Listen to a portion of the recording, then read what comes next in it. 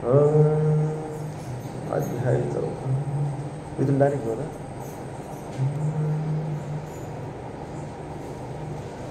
श्रीरामासी अभिषेकार्थ प्रातःकाळी पुष्प सुमुहूर्त सिद्ध सामग्री करावया समस्त आज्ञाने मस्त राही केली. कथा परिसदा रामायण पूर्व उत्तर थिदान पूर्वदांचे नवल कोण उद्धरे संपूर्ण त्रिजगती अशी ही तुमचा आमचा जगाचा उद्धार करणारी रामकथा आणि त्या रामकथेच्या माध्यमातून तुमच्या या सगळ्यांच्या सहकार्यानं चालत असलेलं अखंड भावार्थ रामायण मथुरानगर कृषी सारथी कॉलनी परभणी या ठिकाणी सद्गुरू मोतीराम महाराजांच्या कृपेनं गुरुवर्य वैकुंठवासी मारुतराव महाराजांच्या कृपेनं ही चालत असलेली सेवा आणि विषय असा सुरू आहे. राजानं आता सकाळी सकाळी गुरुपुष्य अमृतयोग किंवा मुहूर्त आहे म्हणून दशरथानं सगळं सामग्री आणायला लावली होती आणि आणायला लावल्याच्या नंतर त्या अभिषेकार्थ सगळी सामग्री जमा केली. काय केलं पुढं? मग रती काम संभोगासी आला कैकई भवनासी ग्रहीन देखोन आतिसी पुसे समस्तासी प्रिया कोठे. पुसे समस्तासी प्रिया कोठे. जिकडं तिकडं सगळे जण गेले. आता सकाळी सकाळी काय आहे?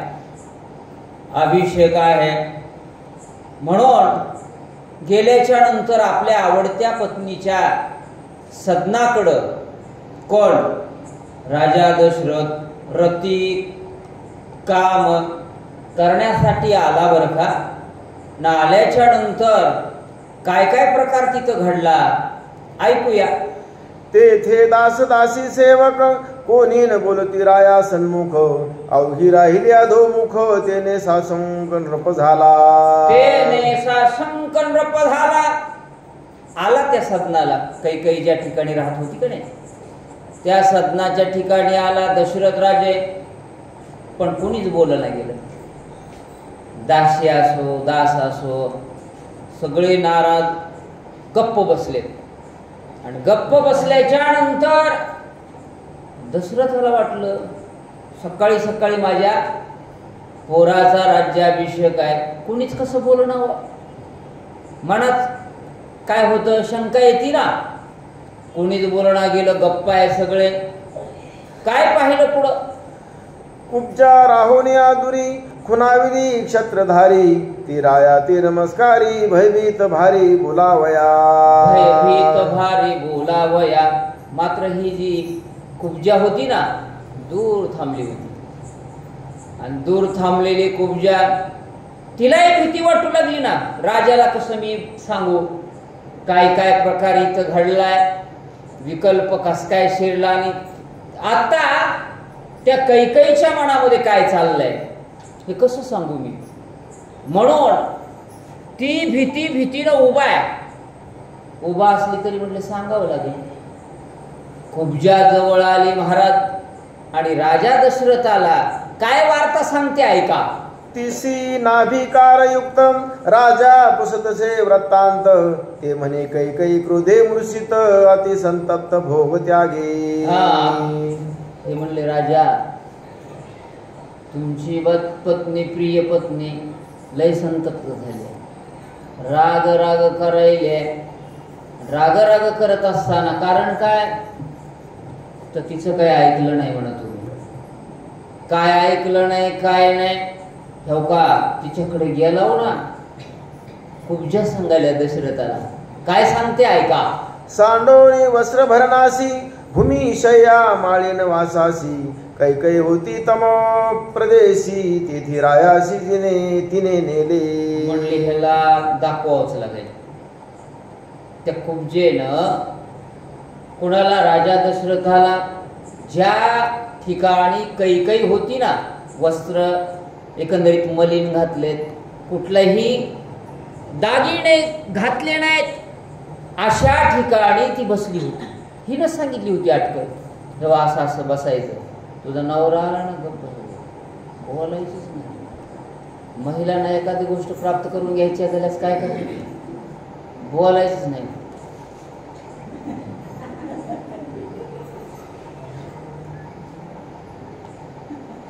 अटकलच असतं तसं एकंदरीत. तम प्रदेशी, तम म्हणजे अंधार, त्या ठिकाणी थांब आणि काय कर. देखोनी कैकईची अवस्था परम दुःख झाले दशरथा, तुझ काय कोणे केले आता ते तत्वता मज सांगे. ते तत्वता मज सांगे. पाहिलं बर का त्या कैकईला, कोण राजा दशरथानं मलिन कपडे, कुठलीच दागिने नाही, काही नाही, काही नाही. आणि आले जवळ, आल्याबरोबर विचारलं, होय तू अशी कशी झालीस, तुला कोणी काही बोललं का, काय नेमकं झालंय, म्हणजे एकंदरीत तू दुःखामध्ये आहेस. अगं राजा, माझा राम सकाळी सकाळी आता राज्यावर बसणार आहे, किती सुखात राहिले पाहिजे तू महाराजाने, नाही का, तरीही तू दुःखात दिसतेस, कारण काय. तुझ कोणे दावीला हात, त्याचा समूळ करीन घात. तुझ बोलती जे विरुद्धार्थ, जिव्हा संदत छेदीन त्याची. तुझ्या विरुद्ध कोण बोललंय का, जर बोललं असेल तर एकंदरीत त्याचा हातच काढून टाकतो, इतकी ताकद माझी आहे ना. मग तू का राग राग करायलीस, असं मलिन का वस्त्र घातलेस, राजाच्या बायकीनं कसं राहिलं पाहिजे. भिकाऱ्याच्या कोणी असो चांगलं राहिलं पाहिजे. आणि असं राहण्याऐवजी तू मलिन झालेस, कुठलेच एकंदरीत दागिने घातले नाहीस, कारण काय. कोणी बोललं का, बोललं तर मी त्याचा एकंदरीत त्याला शिक्षा लावतो. पण असं का वागतेस. कैकईला कोण दशरथ विचारू लागले, काय म्हणते. जासी मनसी करा समर्थम, गजांत लक्ष्मी देईन तीथ. करावे मनसी जासी निर्मुक्त, बंध निर्मुक्त करीन मी. गजांत लक्ष्मी पाहिजे का, एखाद्याला मुक्त करायचे का, याच्यापैकी काय पाहिजे. गजांत लक्ष्मी ही कुणाकडे असते, मोठमोठी देव इंद्र, हे पाहिजे का तुला. आवडीचा कोणी एकंदरीत मुक्त करायचंय का बंदीखान्यातनं, असं असलं तर ते करतो, परंतु तू नाराज. आपण म्हणतो ना पंचीम आली तरी नाराज कशी यायची, काय पाहिजे म्हणे. साडी सेल लागलाय, कोणती घ्यायची ती घे, पण स्वयंपाकाला लाग बर म्हणतो गिराय. काय काय म्हणते पुढे येणार आहे वाचू. मी असता शिरावरी, त्वा का तोडिली गळसरी. भूमिशया प्रेता परी, अशुभकारी हे चिन्ह. हे काही हे अशुभ चिन्ह आहे. राजा माझा राम सकाळी कुठं जाणार आहे, कशावर बसणार आहे, राज्यावर बसणार आहे. आणि तू गळसरी निदान पतिव्रत किंवा कोणत्याही स्त्रीचं महत्वाचं काय, मंगळसूत्र आहे ना, डोरलं म्हणतात त्याला, आणि ते तोडलंस तू. भूमीवर काय लोळायलीस पडायलीस का, हे मला एकंदरीत पटण्यासारखं नाही. काय झालंय सांग ना. तिसी लावू जाता हाता, तिने झांजलेले नृपनाथा. तिचे मुख पाहू जाता, मुख सर्वथा ते दाविना. एवढं राजा दशरथ म्हटले, कोण काही बोललंय का, काय एकंदरीत असे मलिन झालेस की एकंदरीत राजा दशरथ एवढं म्हणालाय, जवळ चाललाय, लावू जाता हाता, हात लावण्याचा प्रयत्न केला. मायो म्हणजे तुम्हाला कळत आहे का नाही, लय राग आला ना. आणि एक अस्त्र काढलं महाराज. काही महिलांनी हे अस्त्रच आहे त्यांच्याकडे, रुसून बसायचं. हात लावल्या लावल्या, बोलणं चलणं काहीच नाही. आणि हे एकंदरीत कैकईनं सुरू केलं. काय काय म्हणते ऐकू आपण. प्रिया पाहो निधी वदनम, रायासी आले जी रुदन. धावून तिचे धरिले चरण, प्रिय तुझ विन मी परदेशी. प्रिय तुझ विन मी परदेशी. जास्त हट्ट पडला ना येडच होतंय माणूस. बघा तर रुसून तुम्ही, हा, एक दिवस रुसून तर बघा, हा, काय माहिती चेहराच बघू दे नाही. ते म्हणायचं काय झालंय सांगितले सगळं पूर्ण करतो तसं करू नको होय, तसं करू नको म्हणल्यास तर पुन्हा आणखीन रुसून बसायचं. ये माहिती मग आता सगळं मला एवढं सांगताय ना, माझ्याकडले सांगतो मी. अशी रुसून बसली बर का, आणि रुसून बसल्या बरोबर काय केलं, येरिया सोडिले पाये उठो उठी येथो निपरता जाये मुकदाविसी काय निर्लज्ज पाहू उठीतून असं बोलली बर का. मी काही पदरच सांगना. उठ येतो नि परता जाय, मला मुख दाखवायचं नाही म्हणली. काय भेटलास कुठं होतास की माझ्या नशिबात. महिला लय बोलतात महाराज. आमच्या इथे काय होता, मी नाव सांगत नाही, हे जाते युट्यूबला चाललंय. जगू देत नाही नवऱ्याला. ते बाबो म्हणजे कुठून बसला होता माह्याच नशिबाला. काय करेल माणूस, महिलेवर बरंच आहे बरं का. म्हणून एवढं राग करू लागली. उठ उठ, तिने आसुडिले पाय. शब्द काय वापरला नाथाने, लातच हाणली म्हणा ना. नवऱ्याला लात हाणाय भेट नाही, बुक्या मारतात महाराज. भांडणं लागले ना महिला जमू देत नाही, सावत येतात बस म्हणतात. जाऊ द्या कशाला जास्त वाचा. सुना येता सुने वसवसी ऐकै दसरासी दसरथासी तैसी श्रीलोभाची दशायसी अपभ्रंशी श्रीलोभी. स्त्रीलोभाची दशायसी. स्त्रीलोभ एवढं एकंदरीत कार्य काय करतो. एकदा लोभ झाला स्त्रियेचा, स्त्रियेच्या पुढं मांजर होतंय. इथं म्हटलंय, उदाहरण दिलं ना त्यांनी. सुनी देखता कुत्र्यानं कुत्री बघितली, उदाहरण ते आहे. ते कसं करते, तिच्या महागच असते. तसं म्हटले, जर स्त्रियाच्या आहारी पुरुष गेला, जाऊच नाही, गेला की मग सगळं ऐकत आहे. तन डोले मेरा मन डोले मेरा न काही ऐकत आहे. दळण आणतीस का, ती भाजी हे ऐकावंच लागते महाराज. तसं एकंदरीत त्याची अवस्था दशरथाची राजा असून केली आहे. तुम्ही आम्ही तर काय माणसं आहेत, ऐकलं पाहिजे. काय काय सांगते ऐका. राजा दशरथ सूर्यवंशी त्याची श्रीलोभे दशाईशी इता पुरुष स्त्रियाशी दासी श्रीलोभापासी हा वडिवा. इतर पुरुष स्त्रियांच्या दासी. राजा दशरथ सूर्यवंशातला आहे म्हटले. त्याची ही दशा कुणा केली, सुंदर म्हणून केलेली. माय सुंदर तर लय घालतात. नसावं का, असावं पण कुलवाण असावे. ह्या जागा सगळ्या कुलवाण आहेत बरं का रामायणाला येणाऱ्या. नाहीतर सुंदरपणावर केलं याशा होत्या. राजा दशरथाची अशा दशा झाल्या. जवळ येऊ लागली ती, राग करू लागली. इतरांची दशा कैशी. नाथ म्हणतात, अरे तुमची आमची दशा काय आहे. राजा असून त्याची ही दशा झाली. मज काय सी गळसरी तू मज कैसा शिरावरी प्राण सांडेन उपरी तुझ मजवरी अति प्रीती. जीवत देते म्हणली. तू कशाचा माझा कांता आलायस, तू कशाचा नवरा आहेस. हे शब्द टोचणारे आहेत की नाही. माझ्या शिरावर नाहीस, माझी गोष्ट ऐकलीस तरच तू माझा कांत, नाही तर मी गळसरी तोडून टाकल्या.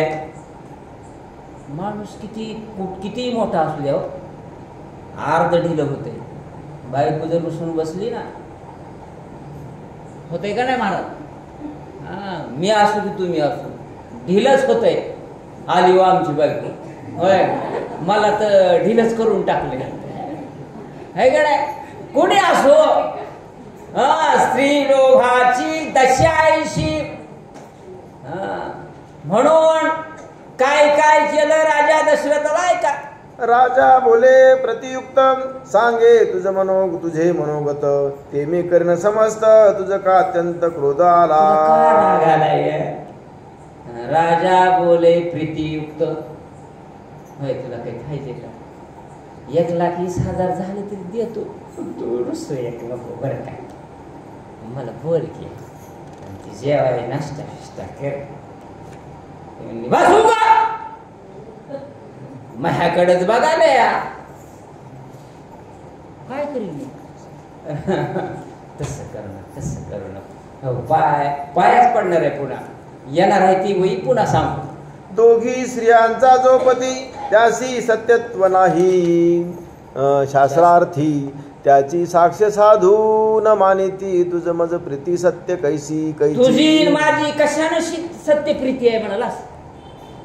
2 बायका ज्याला असतात वेदशास्त्रामध्ये सुद्धा त्याला मान नाही. तुला तर किती आहेत? 3 जणीच आहेत बाबा. कोण म्हणू लागली? काही म्हणून तुझी गोष्ट मी कशावर सत्य मानू? वेद मानत नाही, दुसरे कुणीच मानत नाही. माझ्याकडे येऊ नको. तिला साध्य करायचं होतं ना. राग केलं की साध्य होते. राग नाही केल्यास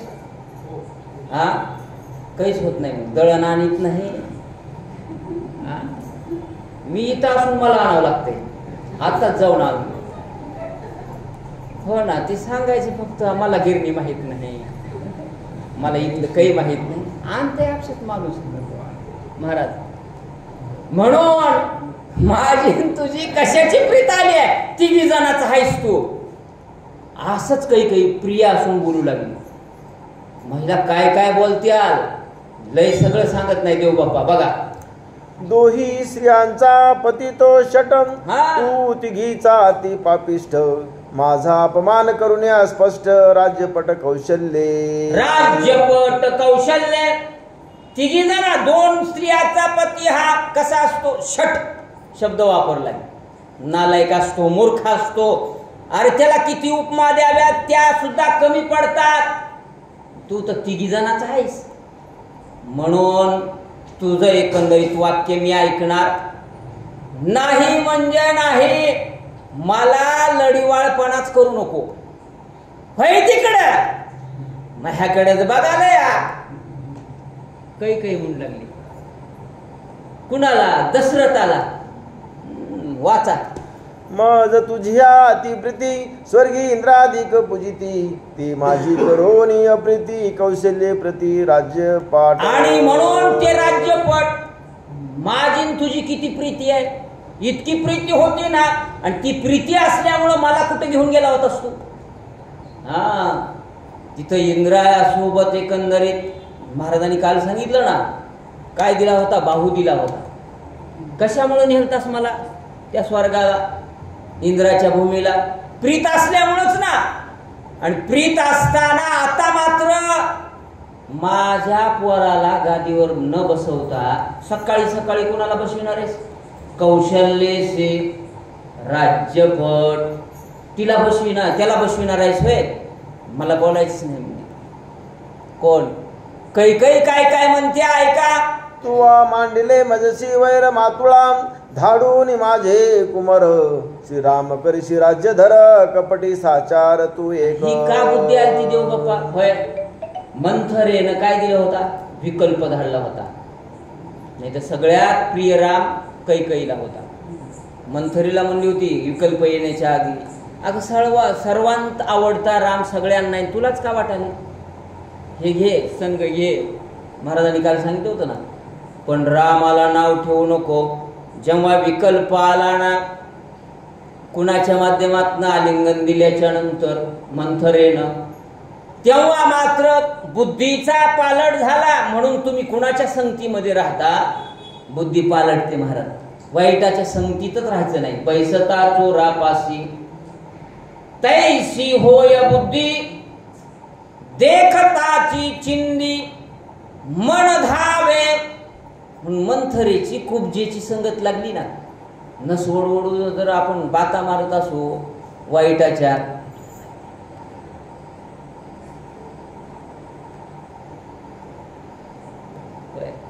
चांगल्या बाता आहेत का त्या? नाही ना. म्हणून काही म्हणू लागली मला तिथं घेऊन गेला होता तेव्हा मी प्रिय होते, आणि आता मात्र राज्यपट कुणाला येते? कौशल्यशी राज्यपट. काय काय म्हणू लागली आहे का? राजा म्हणे कैकैसी तुवाची करुणी आग्रासी, पुत्र धाडिले मातुळासी, सेकी मनसी मज कपटी. राजा दशरथ म्हणू लागले, तू म्हणालीस का भरताला शत्रुघ्नाला कुठं युद्ध जिथं मामा आहे ना मातुळाला पाठविलंस? माझा काही आताच नव्हता तूच म्हणलीस पाठवा. म्हणून मी वाजत गाजत एकंदरीत रथात बसून पाठविली. माझं महिलाचं सगळं असते हो, उगं नावाला आम्ही पगारी उचलायच्या आणून द्यायच्या, सगळं काय घ्यायचंय काय नाही कुणाच्या हातात आहे? माझ्यात नाही वा. युट्यूबला चालू बाबा, माझ्यात नाही. हे गृहमंत्री तिथं बसले आहे की नाही? पण एकच बाबा कशाला सांगू, पुन्हा सांगू. राज्याधिकार ज्येष्ठ पुत्रासी, तो केविला भे कनिष्ठासी, विवेक नाही तुझ पासी, व्यर्थ का करीसी अति क्रोध. व्यर्थ का करीसी अति क्रोध. राजा दशरथ म्हटले, तसं का राग करालीस?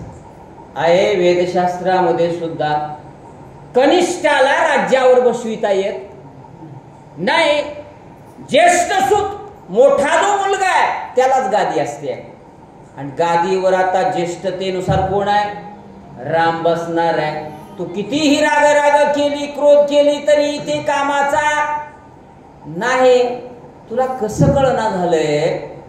दशरथ कैकेयीला सांगू लागले, ऐका, अनाधिकारी राज्याधिकारू, ब्रह्मा आलिया न शके करू, तुझ काय झाला भूत संचारू, अति अविचारू क्रोध तुझा. अति अविचारू क्रोध तुझा. कोणी आला तरी हे काय लावून दिलेल्या प्रथा परंपरा मोडता येत? आलिया ब्रह्मदेव जरी आला तरी त्याला भारताला राज्यावर बसविता येत? मी कोण आहे? म्हणून तसं बोलू नको, राग करू नको. इथं राज्यावर बसण्याचा अधिकार फक्त रामाला आहे. ब्रह्मदेव जे म्हणून मोठे देव म्हणतीस ना, त्यांनी जरी सांगितलं तरी हे बदल होत नाही. काही ऐक माझं. एवढा राजा दशरथ सांगू लागला. क्रोध पित्या पुत्रा ते बाधी, क्रोध श्री पुरुषाशी विरोधी, क्रोध पित्याची प्रीती छेदी, क्रोध त्रिशुद्धी अनर्थ. जाता नाथ महाराजांची ओळी आहे. क्रोध काय करते? राग काय म्हणते करते? क्रोध पिता पुत्रा ते बाप लेकामध्ये तुटी पाडते. आपल्याकडे मन आहे ना, रागन भीक माग. रागच येऊ द्यायचा नाही महाराज. ज्यांनी हा ग्रंथ लिहिला ना,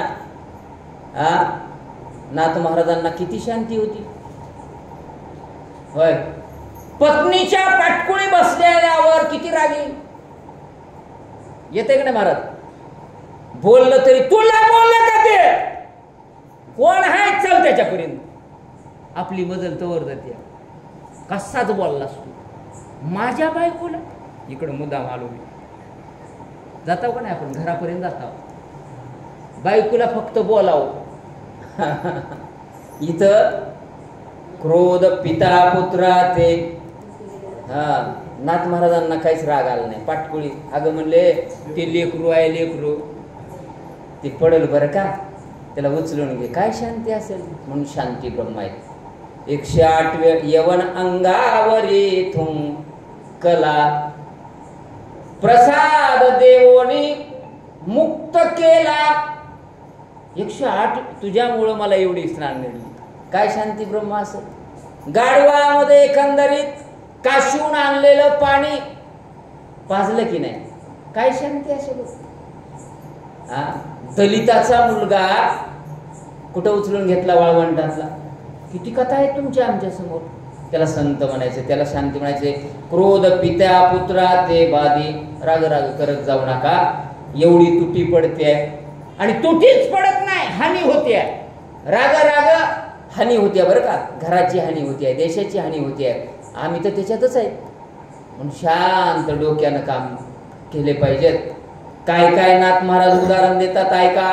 क्रोध निज ज्ञाना निर्दाळी, बघा. क्रोध तापा ते छळी, क्रोध स्वार्थाची करी होळी, क्रोध महाबळी अनर्थी. अनर्थ करतो क्रोध. किती ज्ञानवंत असला, क्रोध ज्ञानाची करी होळी. क्रोध आल्याच्या नंतर ते ज्ञानच राहत नाही. राग येऊ द्यायचा नाही नव्हे. क्रोध आल्याच्या नंतर स्वार्थ कळत नाही, परार्थ कळत नाही. माझा स्वार्थ कशात आहे हे कळत नाही बरं का. हापकावच वाटतं माणसाला.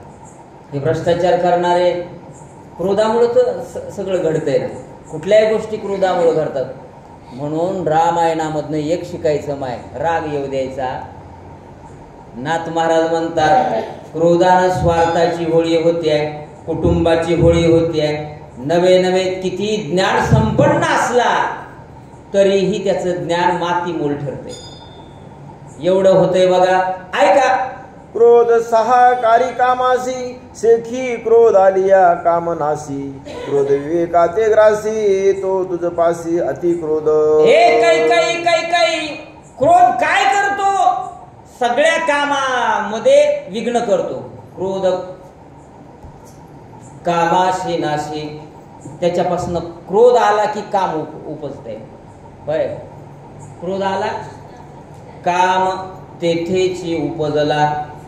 म्हणून रागामध्ये एवढी हानी होते. आणि राग राग एकंदरीत विवेकाते ग्रासी. विवेकानं वागलं तरीही वागू देत.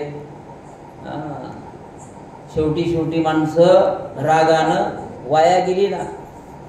ज्ञान संपन्न आहेत, गुण संपन्न आहेत, सगळे असले तरीही राग आला रे आला ग्रासून टाकते सगळं.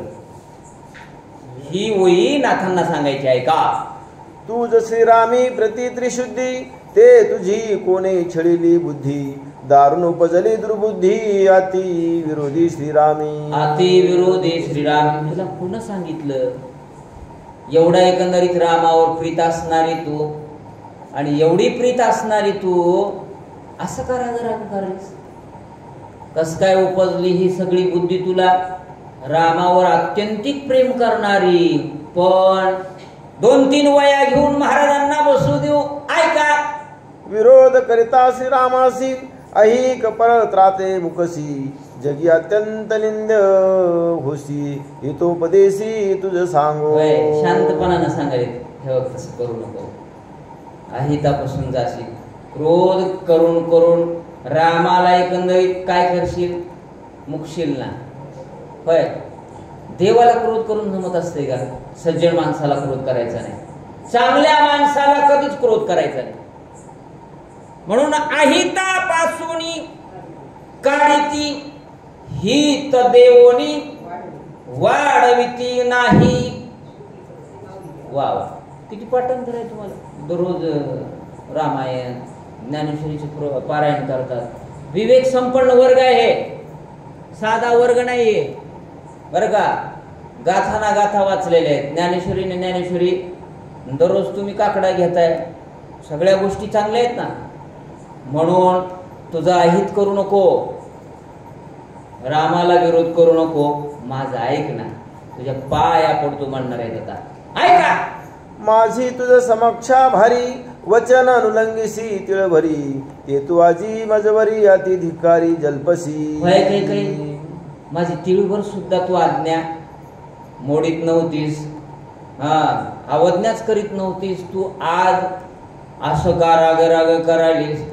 माझ्या संगच राहणारी, माझं सगळं ऐकणारी, रामावर एवढी प्रीत करणारी, आज तुला काय झालंय, कोण्या भूतानं झपाटलंय तुला. मग असं का करायलीस. कोण म्हणतंय. दशरथ कैकेयीला म्हणू लागले, तुझा झाला बुद्धी पालट, येथून तुझ मज शेवट, अति दुःखाचा राज्यपट पावस स्पष्ट अति क्रोधे. या क्रोधानं आता मात्र तुझा माझा संबंध नाही. का रामाला विरोध करायलीस ना, हे बघ इतकंच तुझे माझे संबंध घटस्फोट म्हणा की झाला म्हणून समज. आता मी तुला बोलणार नाही म्हणजे नाही, कसे कसे बोलणार नाहीत महाराज सांगतील आणि पुढची सेवा करतील. पुंडलिकावरती हरी विठ्ठल, श्री ज्ञानदेव तुकाराम रामकृष्ण हरे.